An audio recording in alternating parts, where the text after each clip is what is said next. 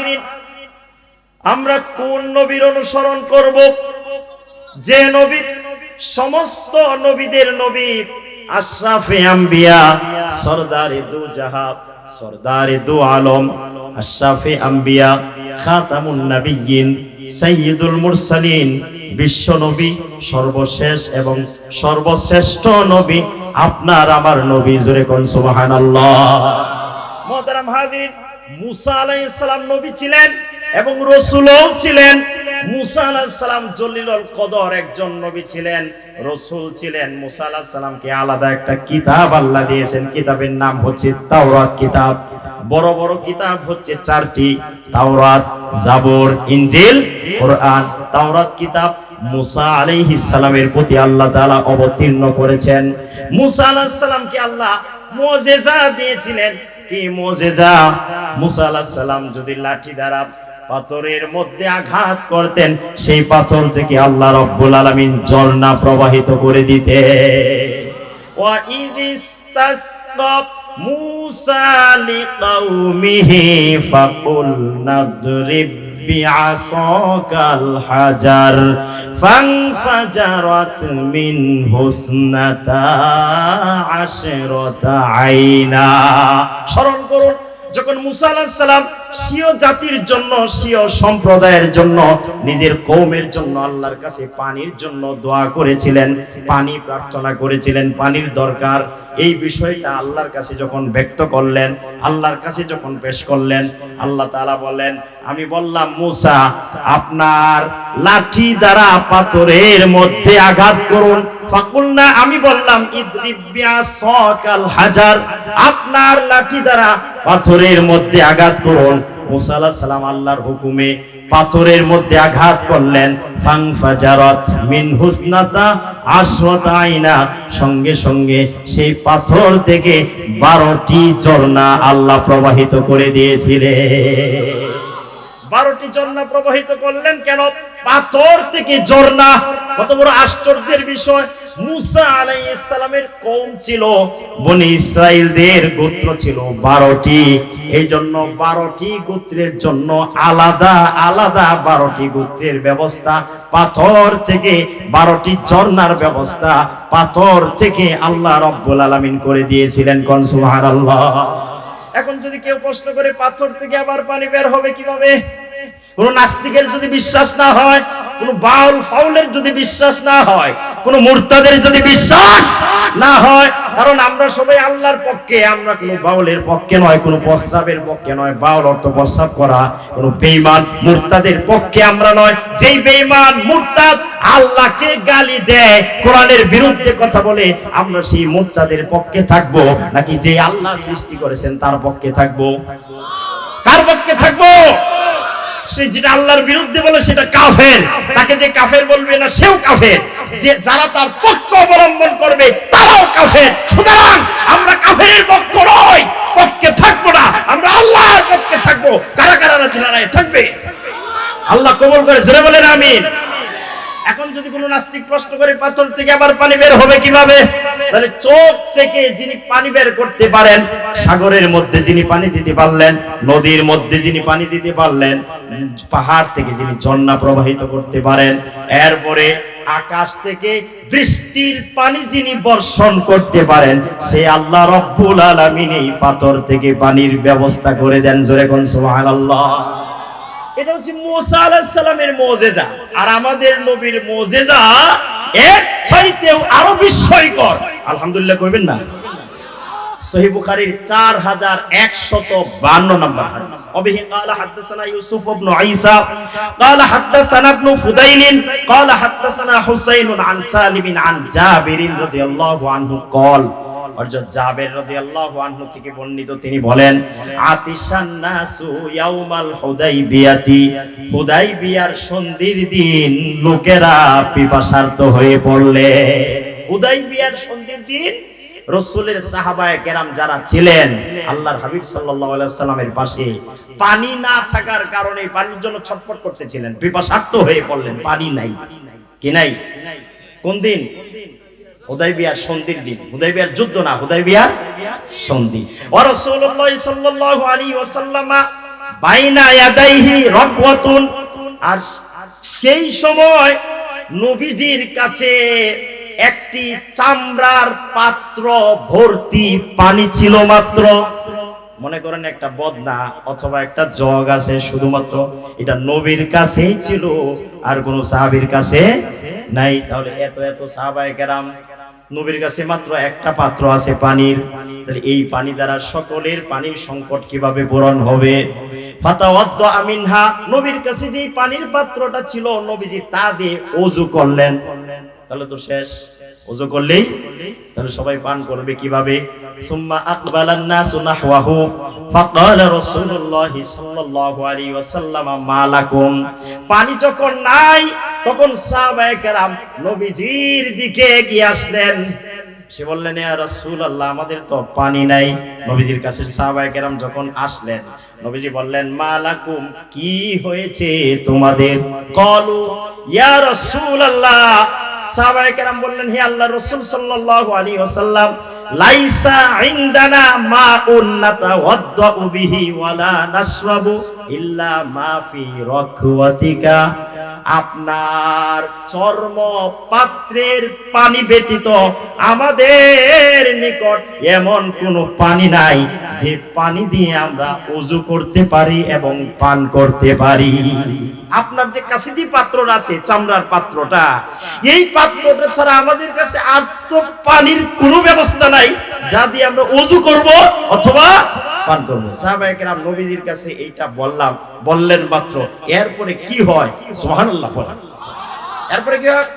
ক্বালা, বর্ণনাকারী সাহাবী বলেন, ফাওয়াদা'আন নাবিয়্যু সাল্লাল্লাহু আলাইহি ওয়াসাল্লাম ইয়াদাহু ফির রাকওয়াতি, নবীজি সাল্লাল্লাহু আলাইহি ওয়াসাল্লাম তখন তার পবিত্র হাত মুবারক ওই চর্ম পাত্রে রাখলেন। ফাজালাল মাউ ইয়াফুরু মিন বাইনি আসাবিহি কাআমসালিল উয়ুন, অমনি নবীজির আঙ্গুলগুলোর মধ্যস্থল থেকে ঝর্ণা ধারার মতো পানি উতলিয়ে উঠতে আরম্ভ করলো। আল্লাহু আকবার। মুসা আলাইহিস সালামকে তো আল্লাহ মুজিজা দিয়েছিলেন পাথর থেকে পানি বের হয়, কিন্তু আল্লাহর হাবিবের আঙ্গুল মুবারককে আল্লাহ ঝর্ণা বানায়া দিলেন। সুবহানাল্লাহ। ক্বালা ফাশারিবনা ওয়া তাওয়াদ্দানা, বর্ণনাকারী সাহাবী বলেন, সেই পানি আমরা পান করলাম এবং তা দিয়ে ওযু করলাম। কুলতু লিজাবিরিন কাম কুনতুম ইয়াউমা ইদিন, তাবিঈ রাহমাতুল্লাহি আলাইহি তাবি জিজ্ঞেস করলেন বর্ণনাকারী সাহাবীকে, জাবের রাদিয়াল্লাহু আনহু জিজ্ঞেস করলেন, কাম কুনতুম ইয়াউমা ইদিন, হুদায়বিয়ার সন্ধির দিনে আপনারা কয়জন ছিলেন? নবীজির আঙ্গুল থেকে যে আল্লাহ ঝর্ণা বানায়া দিয়েছিলেন, পরে ওযু করছিলেন, পান করছিলেন, মানুষ কতজন ছিলেন? জাবের রাদিয়াল্লাহু আনহু রাগান্বিত হয়ে গেলেন। ক্বালা, তিনি বললেন, লাউ কুন্না মিআতা আলফিন লাকাফানা, লাউ কুন্না মিআতা আলফিন লাকাফানা। জাবের রাদিয়াল্লাহু আনহু বলেন, আমরা যদি সেই দিন 1,00,000 মানুষও হতাম তাহলে সেই পানি আমাদের জন্য যথেষ্ট ছিল। কুন্না খামসা আশারাতা মিআতান, জাবের রাদিয়াল্লাহু আনহু বলেন, আমরা সেই দিন ছিলাম 1,500 মানুষ মাত্র। কয় হাজার মানুষ? তাও সুবহানাল্লাহ কইবেন না? 1,500 মানুষের পানির সংকট দূর হয়েছে কিভাবে? পুকুর থেকে, টিউবওয়েল থেকে। কেমনে? নবীজির মুজিজা। কি মুজিজা? আঙ্গুল রে আল্লাহ ঝর্ণা বানায় দিলেন। ওই যে হাত মুবারক এই যে পাত্রের মধ্যে রাখছেন, পরে একবারে ডিপ মেশিনের মতো, একবারে টিউবওয়েলের মতো, সাপ্লাইয়ের মতো পানি বের হইতেছে, ঝর্ণার মতো পানি বের, কামসালিল উয়ুন। জোরে কোন সুবহানাল্লাহ।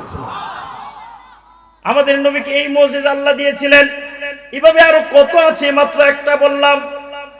মুহতারাম হাজিরিন, নবীজির মহব্বত যদি কারো অন্তরে না থাকে তাহলে সে ঈমানদার হতে পারবে না।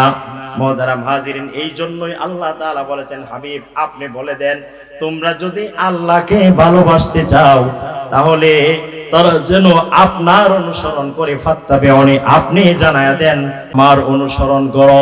তাহলে কি হবে? ইউহিব্বুকুমুল্লাহ, আল্লাহ তোমাদেরকে ভালোবাসবেন। ওয়াগফির লাকুম যুনুবাকুম, আর তোমাদের জীবনের সমস্ত গুনাহ আল্লাহ মাফ করে দিবে। এবার রাসূলকে কতটুকু ভালোবাসতে হবে এটা আমরা হাদিস থেকে জানবো। সহিহ বুখারীর 15 নম্বর হাদিস, আন আনাস রাদিয়াল্লাহু আনহু قال قال رسول الله صلى الله عليه وسلم, হযরত আনাস ইবনে মালিক রাদিয়াল্লাহু আনহু থেকে বর্ণিত, তিনি বলেন রাসূলুল্লাহ সাল্লাল্লাহু আলাইহি ওয়াসাল্লাম ইরশাদ করেছেন, লা ইউমিনু আহাদুকুম হাত্তা আকুনা আহাব্বা ইলাইহি মিন ওয়ালিদিহি ওয়া ওয়ালাদিহি ওয়ান নাসি আজমাইন। নবীজি বলেন, তোমাদের মধ্যে কেউ ততক্ষণ পর্যন্ত পরিপূর্ণ মুমিন হতে পারবে না যে পর্যন্ত আমি রাসূল তার নিকট তার পিতা মাতা সন্তান সন্ততি এবং অন্যান্য সকল মানুষ হতে অধিক ভালোবাসার পাত্র না হব। ওমর রাদিয়াল্লাহু আনহুর ব্যাপারে একটা হাদিস আসছে সহিহ বুখারীতে, সহিহ বুখারীর 6632 নম্বর হাদিস। وبه قال حدثنا يحيى بن سليمان قال حدثني ابن وهب قال أخبرني حيوة قال حدثني أبو عقيل زهر بن معبد أنه سمع جده عبد الله بن هشام رضي الله عنه قال, عبد الله بن هشام رضي الله عنه থেকে বর্ণিত, তিনি বলেন, কুন্না মা'আন নবী সাল্লাল্লাহু আলাইহি ওয়াসাল্লাম। আব্দুল্লাহ ইবনে হিশাম রাদিয়াল্লাহু আনহু বলেন যে একবার আমরা কিছু সাহাবায়ে কেরাম নবীজির সঙ্গে ছিলাম, এক সফরে অথবা কোথাও নবীজির সঙ্গে আমরা ছিলাম। ওয়া হুয়া আখিযুম বিয়াদি উমর ইবনুল খাত্তাব রাদিয়াল্লাহু আনহু, আর সে সময় নবীজি উমর ইবনে খাত্তাবের হাত ধরেছিলেন। আপনি কি মনে করছেন বিশ্ব নবী যদি আপনার হাত ধরে কেমন লাগবে? নবীজিরে তো আমরা কেউ দেখি নাই, সাহাবায়ে কেরাম তো নবীজির সঙ্গেই ছিলেন, কিন্তু আজকে রাতে মাহফিল শেষ করে যদি বাড়িতে ঘুমের মধ্যে নবীজিরে স্বপ্নে দেখে আপনার ঘরে এসে আপনার হাতটা ধরে কেমন লাগবে? সুবহানাল্লাহ কইবেন না? নবীর মহব্বত যদি থাকে, ঈমান সহ নবীজিকে যদি কেউ দেখতে পারে, জাহান্নামের আগুন আল্লাহ হারাম করে দিবে। নবীজি যদি আপনার ঘরে আসে, স্বপ্নে যদি দেখা দেয় আপনার, উমর রাদিয়াল্লাহু আনহুর হাত ধরলেন নবীজি, এভাবে হাত ধরলেন, ধরার পরে উমর রাদিয়াল্লাহু আনহুর স্পিড তো বেড়ে গেছে। আল্লাহু আকবার বলেন। উমর রাদিয়াল্লাহু আনহু তখন ফাকালা লাহু উমর, উমর রাদিয়াল্লাহু আনহু নবীজিকে বললেন, তখন বললেন যখন হাত ধরলেন, তখন নবীজিকে উমর রাদিয়াল্লাহু আনহু বললেন, লা আনতা আহাব্বু ইলাইয়া মিন কুল্লি শাইইন ইল্লা মিন নাফসি। নবী গো, আমার জীবন ছাড়া সবকিছুর চাইতে আপনি আমার নিকট বেশি প্রিয়। উমর বললে দিছে, নবী যখন হাত ধরছে তখন উমর বললে দিছে, হুজুর নবী গো, আমার জীবন ছাড়া সবকিছুর চাইতে আপনি আমার কাছে অধিক প্রিয়। নবীজি তখন কি বললেন উমর এই কথা বলার পরে? 6632 নম্বর হাদিস সহিহ বুখারী। ফাকালা নবী সাল্লাল্লাহু আলাইহি ওয়াসাল্লাম, নবীজি বললেন, লা, লা অর্থ না, যেমন কালিমা লা ইলাহা ইল্লাল্লাহ, লা অর্থ না, ইলাহা মাবুদ নাই, মাবুদ, লা ইলাহা কোনো মাবুদ নাই, ইল্লাল্লাহ আল্লাহ। নবীজি বললেন, লা ওয়াল্লাযী নাফসি বিয়াদিহি হাত্তা আকুনা আহাব্বা ইলাইকা মিন নাফসিকা। নবীজি বললেন, ওমর না, সেই সত্তার শপথ যার হাতে আমার প্রাণ, আমি যেন তোমার কাছে তোমার জীবনের চাইতেও বেশি প্রিয় হই। ওমর তো বলছিলেন আমার জীবন ছাড়া সবকিছুর চাইতে আপনি বেশি প্রিয়। এবার নবীজি কসম খায় বললেন, না ওমর, সেই আল্লাহর কসম করে বলি যার হাতে আমার প্রাণ, আমি যেন তোমার কাছে তোমার জীবনের চাইতেও বেশি প্রিয় হই। ওমর রাদিয়াল্লাহু আনহু চিন্তা করতে লাগলেন, নবীর জন্য সব, তাহলে জীবন নিয়ে কি করি, জীবন দিয়ে করবো নাকি? আগে তো বুঝেন নাই, নবীজি বলার পরে সাথে সাথে বুঝলেন। ফাকালা লাহু উমর, উমর রাদিয়াল্লাহু আনহু তখন নবীজিকে বললেন, ফা ইন্নাহু আল-আন। তখন উমর রাদিয়াল্লাহু আনহু বলেন, ওয়াল্লাহি, আল্লাহর কসম, লা আনতা আহাব্বু ইলাইয়া মিন নাফসি। নবী গো, এখন আপনি আমার কাছে আমার জীবনের চাইতেও আরো বেশি প্রিয়। فقال النبي صلى الله عليه وسلم আল ইয়া উমর, নবীজি তখন বললেন, হে উমর, এখন তুমি সত্যিকার ঈমানদার হয়েছো। বলে হাদিস থেকে কি জানতে পারলাম? 6632 নম্বর সহিহ বুখারীর হাদিস থেকে জানতে পারলাম নবীজির মহব্বত জানের চাইতেও কম না আরো বেশি? জোরে কোন। নবীর জন্য যদি কেউ জীবন দিতে পারে, মরবে আর আল্লাহর জান্নাতের মেহমান হয়ে যাবে। নবীর জন্য জীবন দেয় এরকম আশিক বর্তমানে নাই। নবীর জন্য জীবন দিতে পারে এরকম আশিক বর্তমানে নাই, এরকম যুবক নাই। লক্ষ লক্ষ কোটি কোটি যুবক প্রস্তুত আছে নবীর জন্য জীবন দেওয়ার জন্য। যদি ডাক আসে কাদিয়ানীদেরকে নিশ্চিহ্ন করার জন্য, নবীর সাত বার মর্যাদা রক্ষা করার জন্য, বাড়িয়ার বাড়ির কোন যুবক কি প্রস্তুত নাই? কারাগার আছে। আল্লাহ কবুল করে চিৎকার দিয়ে বলে আমি। আল্লাহ হাতগুলো দেখবেন, হাতগুলো দেখবেন কে? পুরস্কারটা দিবেন কে? ওয়াজ যে শুনতেছেন আমার জন্য না আল্লাহর জন্য?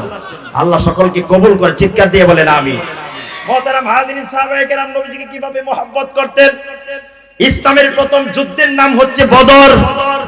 দ্বিতীয় হিজরিতে অনুষ্ঠিত হয়েছিল। বদরের যুদ্ধে মুসলমানদের সংখ্যা ছিল মাত্র 313, কাফেরদের সংখ্যা ছিল 1000। আর এদের অস্ত্র আছে, মুসলমানদের অস্ত্র নাই। এদের ঘোড়া আছে, সওয়ারি আছে, মুসলমানদের নাই। পরিবহন নাই, সওয়ারি নাই। সংখ্যা 313, ওই দিক দিয়ে 1000। আর এটাই প্রথম যুদ্ধ। নবীজি ইতস্তত করছিলেন, কিন্তু নবীজির পাশে একজন সাহাবী গিয়ে বিশ্ব নবীকে সান্ত্বনা দিতে লাগলেন। জোরে কোন সুবহানাল্লাহ। সহিহ বুখারী 3952 নম্বর হাদিস। ওবি قال حدثنا ابو نعيم قال حدثنا اسرائيل عن مخارق عن طارق بن شهاب قال سمعت ابن مسعود رضي الله عنه يقول, ইবনে মাসউদ রাদিয়াল্লাহু আনহু থেকে বর্ণিত, তিনি বলেন, শাহিদতু মিনাল মিকদাদ ইবনিল আসওয়াদি মাশহাদান লা আন আকুনা সাহিবাহু আহাব্বু ইলাইয়া মিম্মা উদিলা বিহি।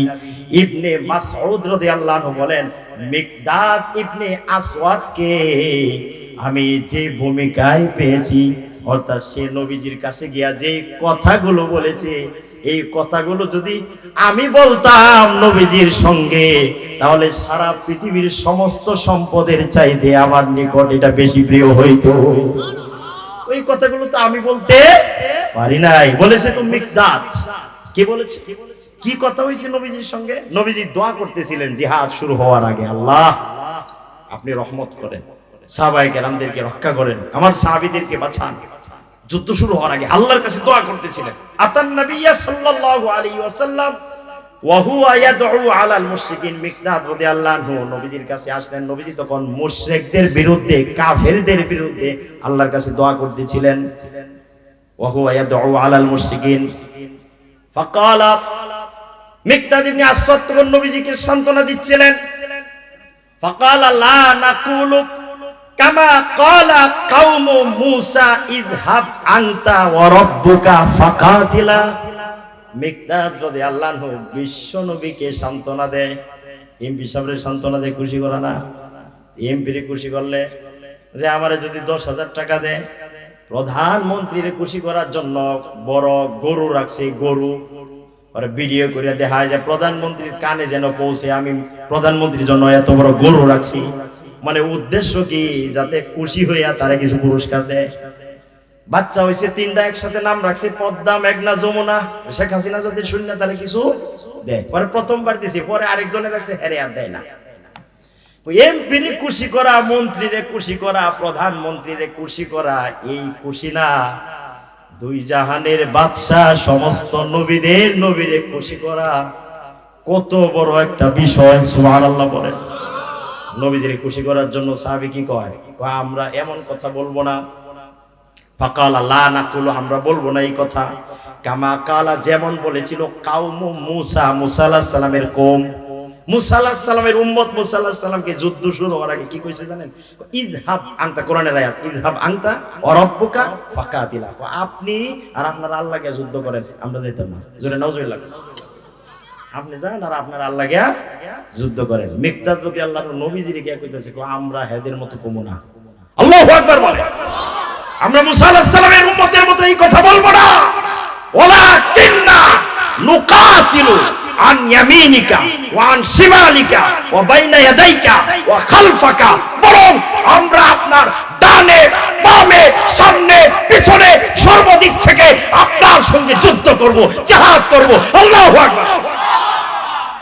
বর্ণনাকারী সাহাবী বলেন, এই কথা বলার পরে ফারাআইতুন নাবিয়্যা সাল্লাল্লাহু আলাইহি ওয়াসাল্লাম আশরাকা ওয়াজহুহু, তার এই কথা বলার কারণে নবীজির চেহারা মোবারক উজ্জ্বল হয়ে গেল। ওয়াসাররাহু, এবং নবীজিকে খুব আনন্দিত করলো। সুবহানাল্লাহ। তো উনি ছিলেন মক্কার সাহাবী মিকদাদ রাদিয়াল্লাহু আনহু। কোথাকার সাহাবী? কথা কোন জায়গা? বালিয়ারপাড়ের না মক্কার? মক্কার সাহাবী যারা, এদেরকে বলা হয় মুহাজির। কারণ মক্কা থেকে হিজরত করে মদিনায় গিয়েছে যারা, হিজরত করেছে মুহাজির। আর মদিনার সাহাবী যারা সহযোগিতা করেছেন, মদিনার সব সাহাবীকে বলা হয় আনসার। সকল সাহাবীদেরকে কি বলা হয়? এখন যুদ্ধ হবে মদিনায়, মক্কার মধ্যে তো আর হবে না। কারণ আপনার বাড়ির সামনে যদি ওয়াজ মাহফিল হয়, সহযোগিতাটা আপনার বেশি দরকার, কারণ আপনার বাড়ির কাছে হবে। ঢাকার মানুষে কোন জায়গায় কোথায় মাহফিল হবে, কোথায় মেহমান বসবে, ঢাকার মানুষে টাকা দিতে পারবে, কিন্তু সর্বাধিক সহযোগিতা করতে, সার্বিক সহযোগিতা করতে পারবে না। যুদ্ধটা হবে মদিনায়, কিন্তু যেই সাহাবী নবীজিকে সান্ত্বনা দিলেন তিনি তো মক্কার সাহাবী। তো মদিনার সাহাবীরা কিছু বলে না কেন? নবীজি অপেক্ষায় আছেন, আনসাররা তো এখনো কিছু বলে না। নবীজির মনোভাব বুঝতে পারে, একজন সাধারণ সাহাবী নন, মদিনার একজন সাহাবী। তিনি হচ্ছেন একজন নেতা, আনসার গোত্রের একজন নেতা, আনসারদের নেতা, নাম হচ্ছে সাদ ইবনে মুআজ রাদিয়াল্লাহু আনহু। তিনি সাধারণ না, তিনি নেতা। নবীজির মনের অবস্থা বুঝতে পেরে সাদ ইবনে মুআজ দাঁড়ায় গেলেন। আল্লাহু আকবার। দাঁড়ায় বলতে লাগলেন, ইয়া রাসূলুল্লাহ, আমরা আপনার প্রতি ঈমান এনেছি এবং এই কথার সাক্ষ্য দিয়েছি যে আপনি যা বলেন সবই হক ও সত্য, আর আমরা সর্বাবস্থায় আপনার আনুগত্য করার জন্য প্রতিশ্রুতিবদ্ধ। সুতরাং আল্লাহর পক্ষ থেকে আপনি যে নির্দেশ প্রাপ্ত হয়েছেন তা সম্পাদন করুন। আল্লাহ যদি জিহাদ করার কথা বলে আপনি শুরু করে দেন, আমরা আসি। আল্লাহু আকবার বলেন। আল্লাহ যদি যেটা বলে সেটা আপনি করেন, সেই সত্তার শপথ যিনি আপনাকে সত্য দিন সহ প্রেরণ করেছেন, আপনি যদি এখন আমাদেরকে নির্দেশ দেন গভীর সাগরের মধ্যে ঝাঁপ দেওয়ার জন্য, আমরা কথা দিচ্ছি নবী গো, এখন এই সাগরের মধ্যে ঝাঁপিয়ে পড়তে আমরা দেরি করব না। আল্লাহু আকবার। আমাদের একজন লোক পিছপা হবে না। আমরা শত্রুর বিরুদ্ধে লড়াইকে অপছন্দ করি না। আমরা লড়াই খুবই দৃঢ় পথ এবং শত্রুর বিরুদ্ধে পরীক্ষিত সৈনিক, আমরা দুর্বল না। আল্লাহু আকবার বলেন। আমাদের বিশ্বাস, আমাদের মাধ্যমে আল্লাহ তাআলা আপনাকে এমন জিনিস প্রত্যক্ষ করাবেন যা দেখে আপনার নয়ন জুড়িয়ে যাবে। সুতরাং আপনি আল্লাহর নামে আমাদেরকে যেখানে খুশি সেখানে নিয়ে চলুন। সুবহানাল্লাহ। এবার নবী দারুণ খুশি হয়ে গেলেন।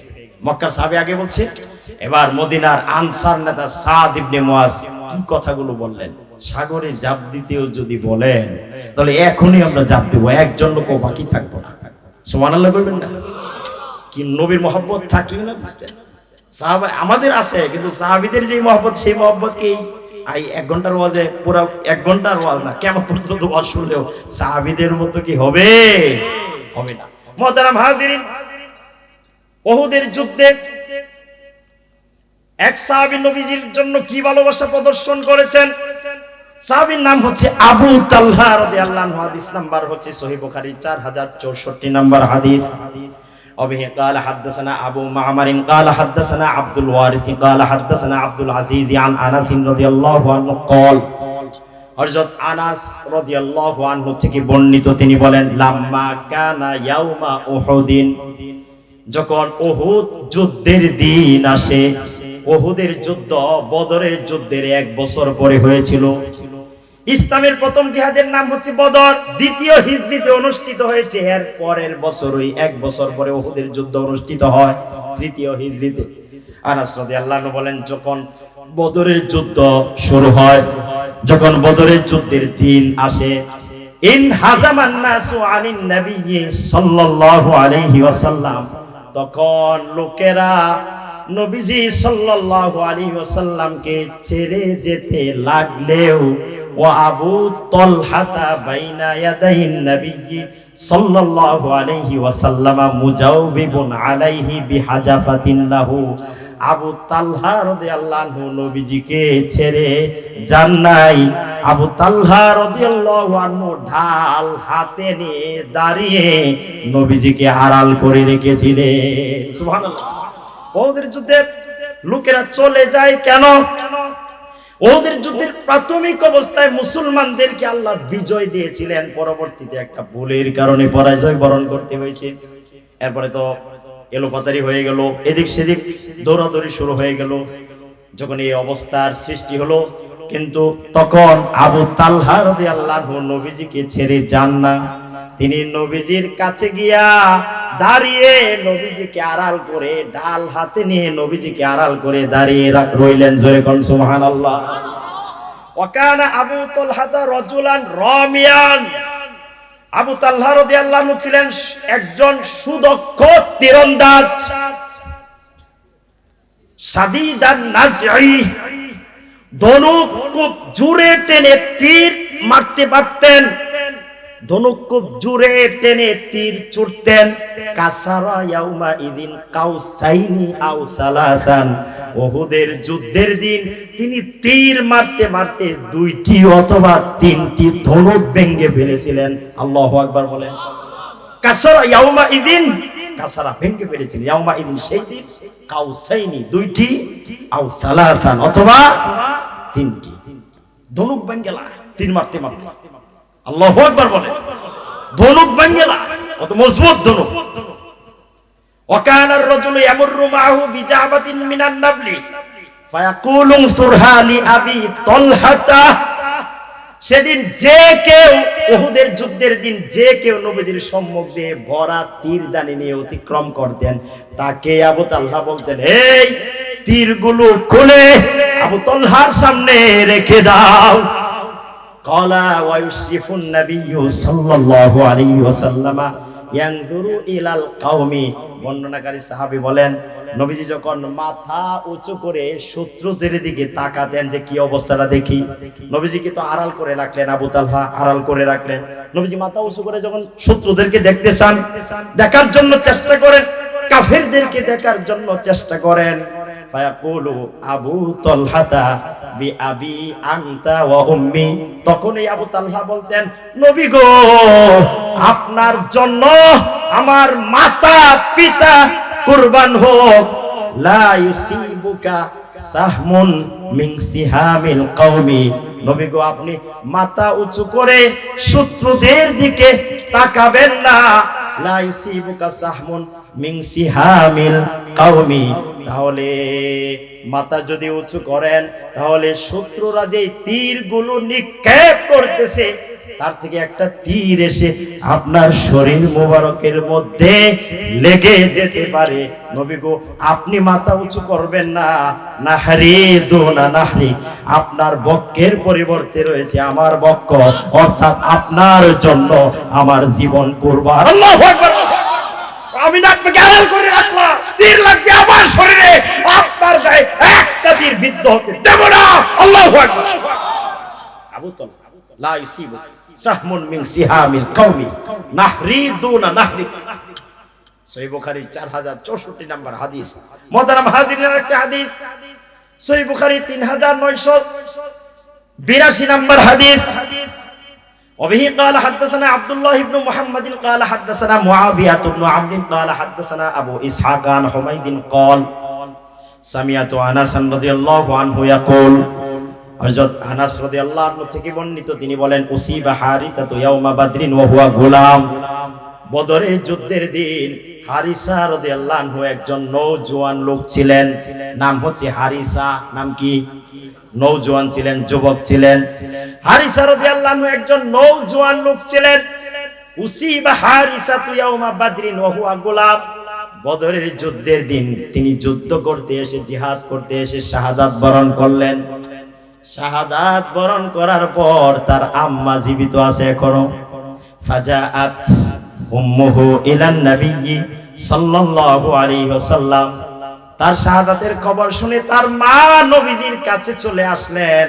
ফাকালাত, এসে বললেন, ইয়া রাসূলুল্লাহ কাদ আরাফতা মানজিলাতা হারিসাতা মিন্নি। নবী গো, হারিসা আমার কলিজার টুকরা সন্তান, আমার কত আদরের, কত মহব্বতের। কাদ আরাফতা, আপনি তা অবশ্যই জানেন। ফাইন ইয়াকু ফিল জান্নাতি আসবিরু ওয়া আহতাসিবু। বলুন, সে যদি জান্নাতি হয় তাহলে আমি আল্লাহর নিকট সবর করব, আমি ধৈর্য ধারণ করব এবং আল্লাহর কাছে সওয়াবের আশা পোষণ করব। ওয়া ইন তাকুল উখরা তারা মা আসনাউ। আর যদি জান্নাতি না হয় তাহলে আপনি তো দেখতেই পাচ্ছেন আমি তার জন্য কি করছি, অর্থাৎ সর্বদা ক্রন্দনরত এবং তার জন্য শোকার্ত, আমি তার জন্য ছটফট করতেছি সন্তানের মহব্বতে। নবীজি তার এই কথা শোনার পরে ফাকালা, নবীজি বললেন, ওয়াই হাকি আও হাবিলাত, আফসোস তোমার কি হলো, তুমি কি জ্ঞান শূন্য হয়ে গেলে? আও জান্নাতুন ওয়াহিদাতুন হিয়া, নবীজি বললেন, জান্নাত কি একটি? ইন্নাহা জিনানুন কাসীরা, না না, জান্নাত একটি না, জান্নাত অনেকগুলো। ওয়া ইন্নাহু ফি জান্নাতিল ফিরদাউসি, নিঃসন্দেহে হারিসা জান্নাতুল ফিরদাউসে অবস্থান করছে। মুহতারাম হাজির, আরেকটা হাদিস সহিহ বুখারীর 4099 নম্বর হাদিস, খন্দকের যুদ্ধের ব্যাপারে।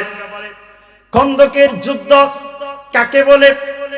মদিনার চারপাশে কাল খনন করেছিলেন সাহাবায়ে কেরাম। কাল খনন করেছিলেন কেন?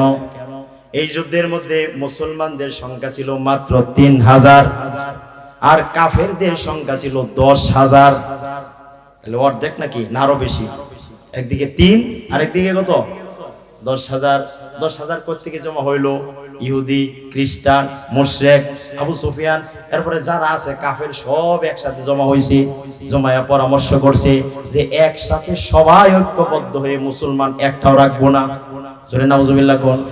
এবার আপনারা বলুন, ইসলামের সুইচ কার হাতে? জোরে কোন। ইসলামের সুইচ কার হাতে? যখন বিদ্যুৎ আবিষ্কার হয়েছিল প্রথম দিকে, তখন গ্রামে বিদ্যুৎ কি জিনিস চিনে না মানুষ, গ্রামের মানুষ। তো এই সময়ের মধ্যে মনে করেন গ্রামের একজন মানুষ ঢাকাতে গেছে, সেখানে বিদ্যুৎ আছে, ঢাকা শহরে বিদ্যুৎ আছে। তো রাতের বেলায় ওই গ্রামের লোকটা যে বেড়াইতে গেছে তারে বললো যে লাইটটা নিভায়া দেব। সে গিয়ে যে বাল্বের মধ্যে ফু দেয়, ফু দিতে দিতে জান শেষ। তারপরে তো বাতি কি এভাবে কি নিবদো না, লেংটি দেওয়া লাগবে নাকি? আচ্ছা আপনারা কোন এই ফু দিতে দিতে যদি গলার রগ ও সিরেলা কাম হইব? বাড়ির বাতিটারে একটা ফু মারলে 60 হইরে লাই, আর এটারে কত ফু দিই তারপরে নিবে না। ওইটারে ফু দিলে হইতো না, সুইচ বন্ধ করতে হইব। যেরকম ঠিক কিনা? তো ইসলাম তো এমন না যে কোনো নাস্তিক ফু দিয়ে নিভিয়ে দিবি, কোনো বেঈমান, কোনো মুরতাদ, কোনো নাস্তিক, কোনো মুনাফিক, ইসলামের দুশমন কাফের ইসলামকে ফুক দিয়ে নিভিয়ে দিবে সম্ভব হবে না, হবে না। কারণ ইসলামের সুইচ একমাত্র আল্লাহর হাতে। জোরে করে আল্লাহু আকবার। কঠিনকালে সম্ভব যে নিভাতে চায় তাকে আল্লাহ তাআলা নিশ্চিহ্ন করে দিবেন, নমরুদ আর ফেরাউনের মতো। জোরে কোন ঠিক কিনা? যেই আল্লাহর দুশমন কাবা ঘর ভাঙার জন্য রওনা হয়েছিল হাতি নিয়া, কি নিয়া? হাতি নিয়া।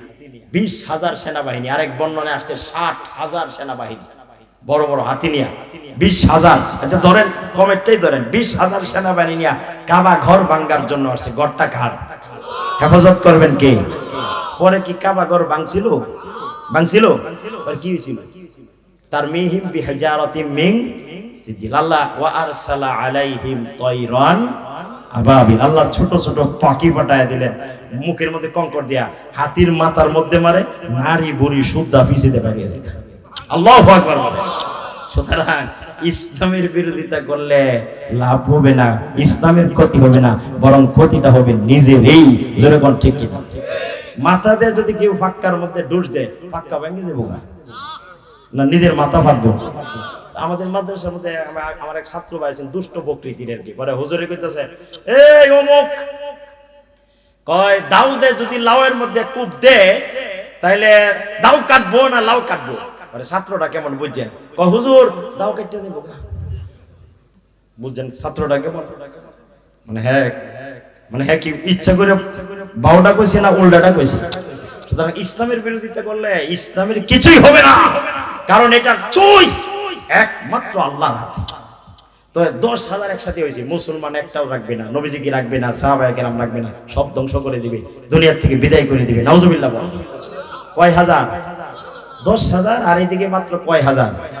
3,000। এখন নবীজি পরামর্শ করতে শুরু করলেন। পরে পরামর্শের মধ্যে সালমান ফারসি রাদিয়াল্লাহু আনহু মুরব্বী সাহাবী, ইনি পরামর্শ দিলেন যে এদের সাথে খোলা ময়দানে গিয়ে যুদ্ধ করা আমাদের জন্য সমীচীন হবে না, আমরা মদিনার চারপাশে খাল খনন করি, তাহলে খাল অতিক্রম করে ডাইরেক্ট আসতেও পারবে না আর সরাসরি যুদ্ধ করতেও বাধা হয়ে যাবে। নবীজি এই পরামর্শটা খুব পছন্দ করলেন এবং এটাই ফয়সালা করলেন। জোরে কোন সুবহানাল্লাহ। পরে খাল খননের দায়িত্ব দিলেন প্রতি 10 জন সাহাবীকে 10 গজ, আরেক বর্ণনায় আসছে প্রতি 10 জন সাহাবীকে 40 গজ খাল খননের দায়িত্ব দিলেন। সুবহানাল্লাহ। খাল খনন শুরু হয়েছে। মাটি কাটার কাজ কি কষ্টের কাজ, মানুষের যদি কোনো পরিশ্রম করে, মাটি কাটছস নাকি? ওই যে আমাদের দেশের সিনিয়র একজন বক্তা, আগে বক্তা তো দুইজনই আছেন, সাইদি সাহেব আর যুক্তিবাদী সাহেব। যুক্তিবাদী সাহেব জীবিত আছেন, আল্লাহ হায়াতে বরকত দান করুন, সবাই বলি আমিন। খুব দুর্বল হয়ে গেছে, সাইদি সাহেব তো মারা গেছে। সাইদি সাহেব যখন মারা গেছেন তখন 80-র উপরে বয়স, কিন্তু যুবকের মতো দেখা যায়, ঠিক না? আর যুক্তিবাদী সাহেবরে দেখলে বোঝা যায় সাইদি সাহেবের বড় হইব, কিন্তু এখনো ওনার 80 হয়েছিল, 80-র কাছাকাছি বয়স, 80-র কাছাকাছি। আরেকজন বক্তা আছে উজানবীর, শহীদুল্লাহ উজানবীর, যে দাঁড়ায় আওয়াজ করে লাঠি হাত লইয়া, কণ্ঠ বিশাল কণ্ঠ। উনি ঢাকা সোহরাওয়ার্দী উদ্যানে যে কাদিয়ানীদের বিরুদ্ধে কিছুদিন আগে যে সমাবেশ হয়েছিল, হ্যাঁ, ওই সমাবেশের মধ্যে ওনার বক্তব্যটা আমার দারুণ লাগছে। আমার তো কাছে, ওই জায়গা থেকে আমার কাছে না, আমি একটু আগে গেছি। উনি কইতেছে, ডক্টর ইউনূস কয় তুমি আমার 3 বছরের ছোট হইবা, আমার বয়স 79, তোমার বয়স এত বছর, তুমি আমার 3 বছরের বড়, আমি তোমার 3 বছরের ছোট মাত্র। তোমার একটা বদনাম আছে, একটা বদনামটা হলো তুমি সুদখোর মহাজন, তোমারে চিনে। তাহলে আমি তোমার একটা পরামর্শ দেই, মরণের আগে একটা কাজ করে লাও, কাদিয়ানীদেরকে ও মুসলিম ঘোষণাটা দিয়া দাও, কিয়ামতের দিন হতে পারে এর ওসিলা আল্লাহ তোমারে মাফ করে দিবে। তো ওনার বয়স 80 বছরের কাছাকাছি, যুক্তিবাদীর বয়স 80 বছরের কাছাকাছি, কিন্তু সাইদি সাহেব আল্লাহ কি বরকত দিয়েছিলেন কোরআনের বাকি, আলহামদুলিল্লাহ। তাহলে মুরব্বী সাহাবী পরামর্শ দিলেন, এই পরামর্শ এইটাই ফয়সালা, প্রতি 10 জনকে 10 গজ অথবা 10 গজকে 10 জনকে 40 গজ খাল খনন করবে। তাই খাল খনন করা শুরু হয়ে গেছে। মাটি কাটার কাজ, মাটি যখন সাহাবায়ে কেরাম মাটির কাজ যখন করে, তখন নবীজি তাদের কাছে গেছে দেখার জন্য। কে গেছে? কে গেছে? আচ্ছা, নবীজি যদি আমার কাছে আয়া দাঁড়ায়, আপনার কাছে আয়া কেমন লাগবে? গরুর গোশত খাওয়ার মতো? আরে নবীজি যখন ঘর থেকে বের হইতেন তাহাজ্জুদের সময়, ক্ষুধার্ত সাহাবীরা নবীজির চেহারা হেরা ক্ষুধায় ছটফট করতেছে, 2 দিন ধরে খায় না, 3 দিন ধরে খায় না, নবীর চেহারাটা দেখতেন, পেট ভরে যেত। চা তুমি কি পেয়েছিলে নবীর মুখের আলো, তাই তো তোমার আলো আমার লাগে এত ভালো, লাগে এত ভালো। জোরে আলহামদুলিল্লাহ। মাটি কাটার কাজ শুরু হয়ে গেছে। সহিহ বুখারীর 4099 নম্বর হাদিস, খন্দকের যুদ্ধের ব্যাপারে। অবিহি قال حدثنا عبد الله بن محمد قال حدثنا معاوية بن عمرو قال حدثنا ابو اسحاق عن حميد قال سمعت انس رضي الله عنه يقول, হযরত আনাস রাদিয়াল্লাহু আনহু থেকে বর্ণিত, তিনি বলেন, খারাজা রাসূলুল্লাহ সাল্লাল্লাহু আলাইহি ওয়াসাল্লাম ইলাল খান্দাকি, নবীজি সাল্লাল্লাহু আলাইহি ওয়াসাল্লাম একবার মাটি খননের সময়, খাল খননের সময় নবীজি বের হলেন। খারাজা রাসূলুল্লাহ সাল্লাল্লাহু আলাইহি ওয়াসাল্লাম ইলাল খান্দাকি, নবীজি একবার বের হয়ে খাল খননের স্থানে গিয়ে উপস্থিত হলেন, পরীক্ষা খননের স্থানে গিয়ে উপস্থিত হলেন। ফাইদাল মুহাজিরুনা ওয়াল আনসারু ইয়াহফিরুনা ফি গাদাতিন বারিদাতিন, তখন আনসার আর মুহাজির সাহাবীরা খুব ভোরে তীব্র শীতের মধ্যে মাটি কাটার কাজ করতেছিলেন, পরীক্ষা খনন করতেছিলেন। ফালাম ইয়াকুল্লাহুম আবিদুন ইয়ামালুনা যালিকা লাহুম, সাহাবীদের কোনো গোলাম ছিল না, কোনো কাজের লোক ছিল না যারা তাদের পক্ষ থেকে তাদের কাজটা করে দিবে। ফালাম্মা রাআ মা বিহিম মিনান নাসাবি ওয়াল জুই, নবীজি যখন তাদের এই কষ্টের কাজ দেখলেন এবং তারা ক্ষুধার্ত, তাদের এই অবস্থা দেখলেন, কওলা, নবীজি যখন তাদের জন্য দোয়া করলেন, আল্লাহুম্মা ইন্নাল আইশা আইশুল আখিরাহ, হে আল্লাহ আখিরাতের জীবনই প্রকৃত জীবন। আল্লাহুম্মা ইন্নাল আইশা আইশুল আখিরাহ ফাগফির লিল আনসারি ওয়াল মুহাজিরাতি, হে আল্লাহ আপনি আনসার আর মুহাজিরদেরকে maaf করে দে। নবীজি কাছে গিয়ে দোয়া করলেন, নবীজির দোয়া ডাইরেক্ট কবুল। সাহাবায়ে কেরাম নবীজি দোয়া করার পরে তারা উত্তরে কি বললেন? ফাকালু মুজিবিনা লাহু, সাহাবায়ে কেরাম এর উত্তরে বললেন, নাহনুল্লাযীনা বায়াউ মুহাম্মাদান আলাল জিহাদি মা বাকিনা আবাদান। সাহাবায়ে কেরাম জবাবে বললেন, আমরা মুহাম্মদ সাল্লাল্লাহু আলাইহি ওয়াসাল্লামের হাতে বায়াত গ্রহণ করেছি এই মর্মে, যতদিন পর্যন্ত জীবিত থাকব ততদিন পর্যন্ত আমরা জিহাদ করব। জোরে কোন সুবহানাল্লাহ। এত মহব্বত করতেন সাহাবায়ে কেরাম নবী। হুজুর সাল্লাল্লাহু আলাইহি ওয়াসাল্লাম একবার মিথ্যা নবীর দাবিদার মুসাইলামা কাযযাব এর কাছে দূত হিসাবে পাঠালেন একজন সাহাবীকে, তার নাম হচ্ছে হাবিব রাদিয়াল্লাহু আনহু। সাহাবীর নাম কি? হাবিব রাদিয়াল্লাহু। তার মা জীবিত আছেন, তার মায়ের নাম হচ্ছে উম্মে আম্মারা রাদিয়াল্লাহু আনহা। দূত হিসাবে পাঠালেন। নবীজি বলছেন যে মুসাইলামা কাযযাবকে গিয়ে বলবা যে সে যদি তওবা করে তাহলে তাকে কিছু বলা হবে না। যে নবী দাবি করলো, যে ভণ্ডামি করতেছে, সে ভণ্ড নবীর দাবিদার, মিথ্যা নবীর দাবিদার, সে যদি তওবা করে তাহলে তার কিছু বলা। নবীর পক্ষ থেকে দূত হিসাবে গেলেন হাবিব রাদিয়াল্লাহু আনহু, মুসাইলামা কাযযাবের কাছে গিয়ে বললেন যে নবীজি বলেছেন তুমি তওবা করলে তোমাকে কিছু বলা হবে না। মুসাইলামা কাযযাব কি কয় জানেন? মুসাইলামা কাযযাব কয়, আতাশহাদু আন্নী রাসূলুল্লাহ, তুমি কি আসছো আমি আল্লাহর রাসূল এটা সাক্ষ্য দিতে? যে ভণ্ডামি করে এর কাছে কি ভণ্ডামি খারাপ লাগে না ভাল লাগে? সুদখোরের কাছে কি সুদ খারাপ? সুরের কাছে কি চুরি খারাপ? বাউলের কাছে কি গান খারাপ? কুত্তার কাছে পায়খানা যেমন ভালো, ওদের কাছে ওইগুলো ভালো। যে যেটা করে ভালো মনে করে করে, যেরকম ঠিক না। তবে আরেকটা মূলনীতি মনে রাখবেন, কেউ যদি হারামকে হালাল কয় তাহলে কাফের হয়ে যায়। হারামকে যদি হারাম মনে করে করে কাফের হবে না, গুনাহ হবে। হারামকে যদি হারাম মনে কইরে করে তাহলে কাফের হবে না, গুনাহ হবে। আর যদি কেউ হারামকে হালাল মনে করে তাহলে ঈমান থাকবে না, কাফের হবে। আতাশহাদু আন্নী রাসূলুল্লাহ, তুমি কি সাক্ষ্য দিতে আসছো আমি আল্লাহর রাসূল? জোরে নাউজুবিল্লাহ। সাহাবী কি আমাদের মতো দুর্বল নাকি যে 500 টাকা দিলে ভোট বিক্রি করে দিবে? বাল আশহাদু আন্না মুহাম্মাদার রাসূলুল্লাহ। সাহাবী বললেন না, বরং আমি সাক্ষ্য দিচ্ছি মুহাম্মদ সাল্লাল্লাহু আলাইহি ওয়াসাল্লাম আল্লাহর রাসূল। মুসাইলামা বলল, এই তুমি কিন্তু এখন আমার কাছে আসো, যেতে পারবা না। আমার নবুয়তের সাক্ষ্য না দিলে তোমাকে আমি কঠিন শাস্তি দিব। আটকাইছি, আসছে দূত হিসাবে, এখন সে কইতাছে তারে নবী মানে। পরে সাহাবী বললেন, তোর যা ইচ্ছা তাই কর, কিন্তু জীবন যদি 100 বারও দিতে হয় রাজি আছি। তুই মৃত্যু, তোর নবুয়তের কিসের সাক্ষী দিব? মুসাইলামা তার হুমকি বাস্তবায়ন করলো, এক হাত কেটে দিল। জীবিত মানুষের হাত কাটা কি মনে করছে? জীবিত মানুষের হাত কাটলে কি অবস্থা? এক হাত কাটা। আবার বললো তার নবুয়তের সাক্ষ্য দিতে, অস্বীকার করল। আরেক হাত কেটে দেওয়া হলো। আবার প্রস্তাব দেওয়া হলো, আবার অস্বীকার করলেন। এক পা কেটে দেওয়া হলো। আবার বললো নবুয়তের সাক্ষ্য দিতে, অস্বীকার করলেন। আরেক পা কেটে দেওয়া হলো। আবার নবুয়তের সাক্ষ্য দেওয়ার জন্য বলা হয়েছে, আবার অস্বীকার করলেন।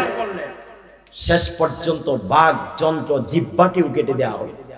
এখন আর কথা বলতে পারেন না হাবিব রাদিয়াল্লাহু। এবার আবার প্রস্তাব দিলেন যে এখন কি সাক্ষ্য দিবে? এখন তো জিহ্বা কাটা, হাত কাটা, পা কাটা, কথা বলার শক্তি তো আর নাই। তারপরেও আল্লাহর নবীর সাহাবী, কেমন সাহাবী, তিনি বলতেছেন এখন আর কথা বলতে পারে না, কিন্তু মাথা নেড়ে বলতেছে যে না, তোর নবুয়তের সাক্ষ্য দেব না। সুবহানাল্লাহ বলেন, জোরে আল্লাহু আকবার বলেন। এখন তো কথা বলতে পারে না, হাত কাটা, পা, দুই হাত কাটা, দুই পা কাটা, জিহ্বা কেটে দেওয়া হয়েছে। এরপরে অবশিষ্ট দেহটি কষায়ের মতো টুকরা টুকরা করে তাকে নৃশংসভাবে শহীদ করা হয়েছে। তার মা কিন্তু জীবিত আছে। এখন যদি বাচ্চাকে একটু বেশি মারে মাদ্রাসার মধ্যে, মা বাপ ছটফট করে মাদ্রাসায় চলে যায়, তাহলে এই খবর, এই কঠিন অবস্থার খবর যখন মায়ের কাছে পৌঁছতো যে হাত একটা কাটছে, পরে আরেকটা হাত, পরে আরেকটা পা, জিহ্বা কাটছে, কষায়ের মতো টুকরা টুকরা করছে, তার মায়ের কাছে যখন এই সংবাদ পৌঁছলো, আমার মনে হয় পৌঁছার আগেই মায়ের কলিজার মধ্যে আঘাত লাগতে ছিল। মুহতারাম হাজিরিন, কারণ বিদেশের মধ্যে যদি কারো সন্তান মরে যায়, টেলিফোনের আগেই মায়ের অন্তরের মধ্যে খবর হয়ে যায়, ঠিক কিনা? মায়ের কানে যখন এই সংবাদ পৌঁছলো যে আপনার ছেলেকে এইভাবে শহীদ করা হয়েছে, এই সংবাদ শুনে মা কাঁদলেন না, চিৎকার করলেন না, শুধুমাত্র চরম বিষাদে মুখটা বিবর্ণ হয়ে গেছে। কেমন নির্বাক কণ্ঠে বললেন, লিহাযাল ইয়াউমি আরদাতুহু, এই দিনটা দেখার জন্যই আমি তাকে বুকের দুধ পান করিয়েছিলাম।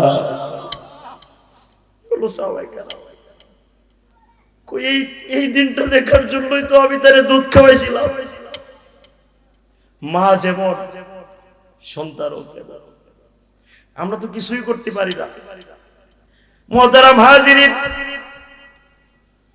রাসূলুল্লাহ সাল্লাল্লাহু আলাইহি ওয়াসাল্লাম ইন্তেকালের আগে, নবীজির ইন্তেকালের সময় অত্যাসন্ন হলে, নবীজির ইন্তেকালের সময় নিকটবর্তী হলে বেলাল রাদিয়াল্লাহু আনহুকে ডেকে বললেন, বেলাল যাও সকলকে ডেকে একত্রিত করো। তিনি তাই করলেন। মুহাজির ও আনসার সাহাবীদের সকলেই একত্রিত হলে নবীজি এসে প্রথমে তাদেরকে 2 রাকাত নামাজ পড়ালেন। এরপরে মসজিদে নববীর মিম্বরে বসে উপস্থিত মুসলিম জনতার উদ্দেশ্যে ভাষণ দিতে শুরু করলেন।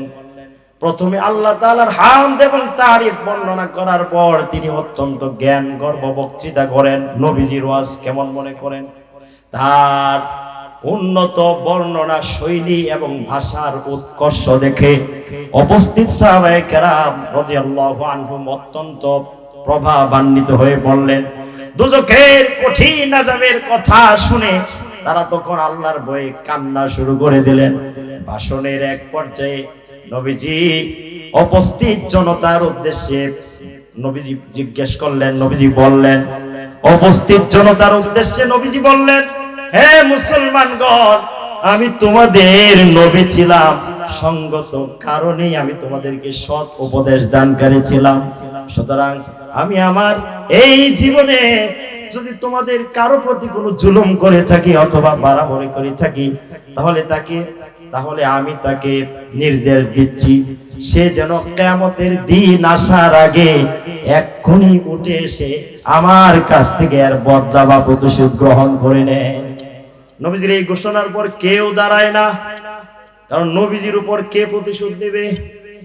কার এই সাহস আছে? নবীজির প্রতি কোন সাহাবীর অভিযোগ থাকতে পারে? কেউ তো দাঁড়ায় না। কাউকে দাঁড়াতে না দেখে নবীজি এই ঘোষণাটি 2-3 বার পুনরাবৃত্তি করলেন। 2-3 বার বলার পর একজন সাহাবী দাঁড়ায় গেলেন, নাম হচ্ছে আক্কাস ইবনে মুহসিন রাদিয়াল্লাহু আনহু। তিনি দাঁড়াইলেন, দাঁড়ায়া বলতে লাগলেন, ইয়া রাসূলুল্লাহ সাল্লাল্লাহু আলাইহি ওয়াসাল্লাম, আমার মাতা পিতা আপনার জন্য কুরবান হোক। আপনি যদি এই নির্দেশপূর্ণ ঘোষণাটিকে বারবার পূর্ণ ব্যক্ত না করতেন, তবে আজ আমি কিছুতেই দাঁড়াতাম না। বিনয়ের সঙ্গে নবীজির কাছে এই কথা বললেন। আপনি যদি বারবার না বলতেন তাহলে আমি দাঁড়াতাম না। একবার আমি আপনার সঙ্গে জিহাদের সফরে যাচ্ছিলাম, আপনার সঙ্গে জিহাদে যাচ্ছিলাম, তখন পথ চলার সময় হঠাৎ আমার আরোহণটি আপনার আরোহণের বরাবর হয়ে গিয়েছিল, ফলে আপনাকে আগে যেতে দেওয়ার উদ্দেশ্যে আমি আমার সাওয়ারি থেকে নেমে পড়েছিলাম। আপনি তখন ওই বিশেষ চাবুকটি উত্তোলন করেছিলেন, যা উটকে হাঁকানোর জন্য উত্তোলন করা হয়। জানি না আপনি জেনে শুনে সম্পূর্ণ ইচ্ছাকৃত ভাবে এই কাজটি করেছিলেন নাকি উটনিকে আঘাত করার জন্য করেছিলেন, কিন্তু পরে তা অনিচ্ছাবশত আমার শরীরের মধ্যে লেগে গিয়েছিল। তার এই অভিযোগ শুনে নবীজি বললেন, হে আক্কাস, আল্লাহর প্রেরিত রাসূল তোমাকে প্রহার বা আঘাত করার ইচ্ছা করাটা অত্যন্ত আশ্চর্যের ব্যাপার, এটা তো হতে পারে না। ঠিক আছে, নবীজি তখন বেলালকে বললেন, বেলাল তুমি যাও ফাতেমার কাছে গিয়ে বলো আমার সেই চাবুকটি দিতে নিয়ে আসো। বেলাল রাদিয়াল্লাহু আনহু এই কথা শুনে মাথার মধ্যে যেন পাহাড় ভেঙে পড়লো। তাহলে কি নবীজি ওই দিনের সে আঘাতের বদলা দিবেন? চাবুকটি আক্কাসের হাতে তুলে দিয়ে নিজ হাতে প্রতিশোধ গ্রহণ করার সুযোগ দিবেন? এইসব চিন্তা করতে করতে কপালের মধ্যে হাত রেখে মসজিদ থেকে বের হচ্ছিলেন বেলাল রাদিয়াল্লাহু আনহু। ফাতেমা রাদিয়াল্লাহু আনহার দরজার কাছে গিয়ে করাঘাত করলেন আর চাবুকটি দেওয়ার জন্য অনুরোধ জানালেন। ফাতেমা রাদিয়াল্লাহু আনহা চাবুকের কথা শুনে আটকে উঠলেন। আচ্ছা, আজকে আব্বা জান চাবুক দিয়ে কি করবেন? বেলাল রাদিয়াল্লাহু আনহু বললেন, অমুক সাহাবীকে আঘাত করার বদলা দিবেন। ফাতেমা রাদিয়াল্লাহু আনহা বললেন, কে সেই ব্যক্তি যে আল্লাহ রাসূলের থেকে প্রতিশোধ গ্রহণ করতে দ্বিধাবোধ করছে না, উম্মত হয়ে নবীজিকে আঘাত করার দুঃসাহস দেখাচ্ছে? কে সেই? যাক, অবশেষে চাবুকটি দিয়ে দিলেন। চাবুক নিয়ে বেলাল রাদিয়াল্লাহু আনহু নবীজির দরবারে হাজির হলেন। নবীজি এবার আক্কাসকে বললেন, আক্কাস এই যে চাবুক নাও, এবার তুমি নিজ হাতে আমাকে আঘাত করা, তোমার প্রতিশোধ তুমি গ্রহণ করো।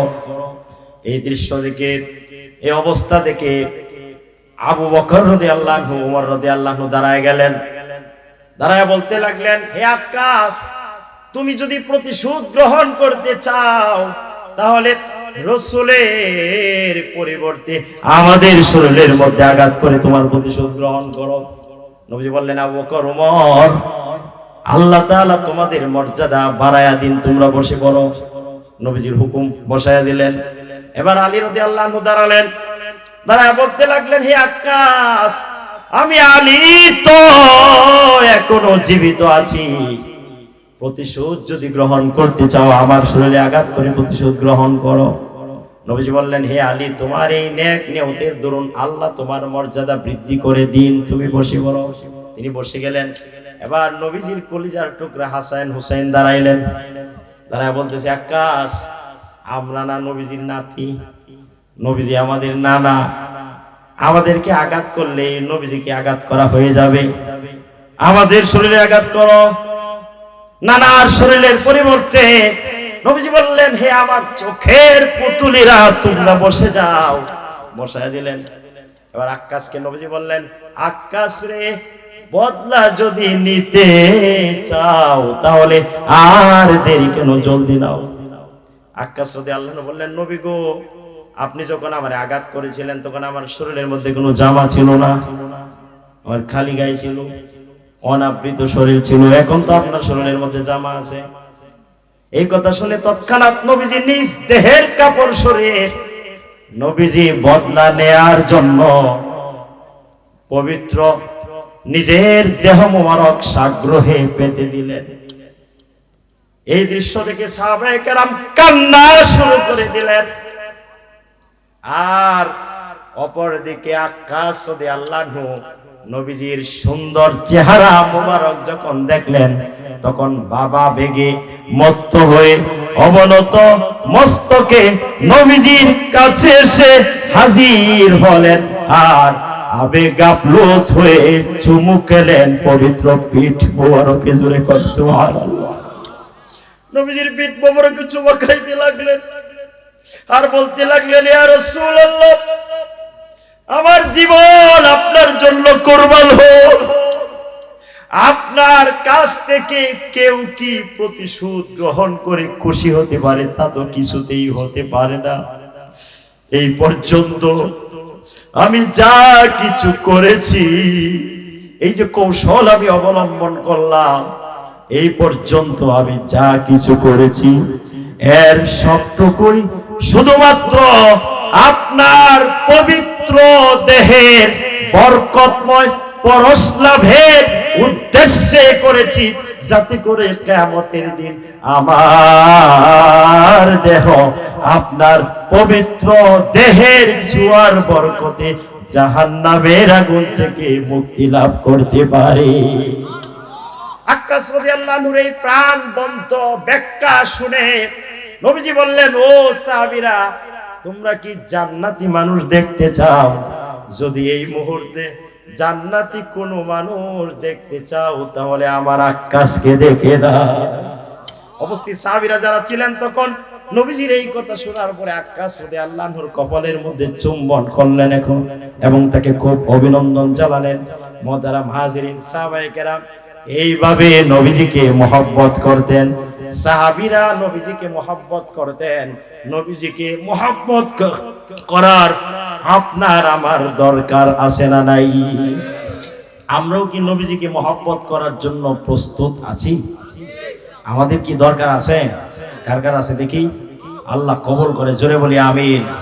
মুহতারাম হাজিরিন, সুতরাং নবীর আপনার আমার নবীকে নিয়ে যখন নাস্তিক বেঈমানেরা কটূক্তি করে, নবীজিকে যখন গালি দেয়, বিশ্ব নবীর চরিত্রের ব্যাপারে যখন কথা বলে, নবীজির বংশের ব্যাপারে যখন নাস্তিকরা কথা বলে, কাদিয়ানীরা যখন আমার আপনার নবীর চার নিয়ে টানাটানি করে, এমন এক কঠিন মুহূর্তে যদি ডাক আসে নবীর পক্ষে, নবীর শান মান ইজ্জত রক্ষা করার জন্য যদি ময়দানে যেতে হয়, যদি নবীর জন্য রক্ত দিতে হয়, নবীর পক্ষ অবলম্বন করে নবীর দুশমনদেরকে উপযুক্ত জবাব দেওয়ার জন্য কারা কারা প্রস্তুত আছেন? আল্লাহকে দাঁড়ায় দেখায় দেন। নারায়ে তাকবীর, নারায়ে তাকবীর, নারায়ে তাকবীর।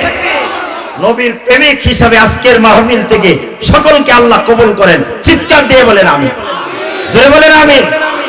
বসেন বসেন, এটা আমার জন্য না, এটা আল্লাহর জন্য। সবাইকে আল্লাহ কবুল করে, জোরে বলি আমিন। মুহতারাম হাজিরিন, আলহামদুলিল্লাহ, নবীর মহব্বতের আলোচনা এই পর্যন্ত আমরা শুনেছি। আমাদের আরেকটা পরীক্ষা করতে চাই আপনাদেরকে। এই যে পাশেই কাদিয়ানীদের আস্তানা আছে, আমরা ইমানদার, আমরা আল্লাহকে বিশ্বাস করি, নবীকে বিশ্বাস করি, যেরকম ঠিক কিনা? এই ঈমান নিয়ে মরলে জাহান্নামে গেলেও আল্লাহ জান্নাতে একদিন না একদিন পৌঁছায় দিবেন, যেরকম ঠিক কিনা?